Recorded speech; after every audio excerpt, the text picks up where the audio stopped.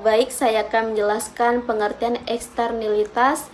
Eksternalitas adalah dampak atau efek samping yang terjadi saat kegiatan ekonomi, baik itu produksi atau konsumsi, memengaruhi kesejahteraan individu atau entitas lain di luar kerangka pasar.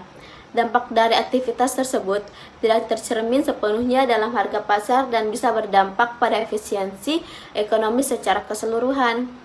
Artinya, eksternalitas mencakup efek dari tindakan ekonomi yang tidak sepenuhnya tercermin dalam transaksi pasar.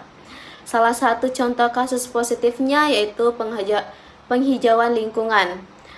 Saya mengambil satu kasusnya, yaitu warga menanam pohon di halaman rumah dan dampaknya ada 3. Udara lebih bersih, lingkungan lebih sejuk, dan resiko banjir berkurang.